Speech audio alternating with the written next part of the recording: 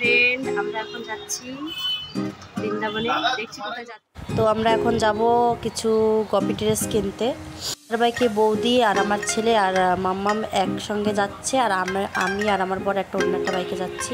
তো দোকানে চলে এসেছি। দেখো দোকানে খুব সুন্দর সুন্দর অনেক ঘের টাইপের তোমার কপি ড্রেসগুলো, এগুলো আবার কলকাতা বেশি পাওয়া যায় না। এই জায়গাটা দেখতে পাচ্ছ, এটা হচ্ছে তোমার আমরা এখানে আছি এখন পরিক্রমার পাশে কেলিকুঞ্জে, যেখানে ঠাকুরের মালা জপ করার পরে প্রসাদ দেওয়া হয়। তো এখন আমরা ভিতরে যাব, প্রসাদের জন্য মালা জপ করবো। মালা জপ করার পরে তারপর আমরা প্রসাদ খাবো। একটা প্রভু দেয় এখানে একা, মানে পুরো প্রসাদের খরচা একা উনি চালায়।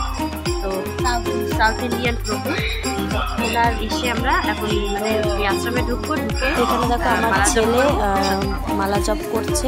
অনেক অনেক লোকেরা এখানে মালা জপ করে তারপর প্রসাদ পায়। যে মালা জপ না করে তাকে প্রসাদ দেওয়া হয় না। ওদের খাওয়া হয়ে গেছে, তারপর বাড়ির দিকে চলে আসলাম। অনেক রাত হয়ে গেছে, এখন ঘুম পেয়ে গেছে। সবাইকে টাটা, বাই বাই। আবার নতুন ব্লগটা কেমন লেগেছে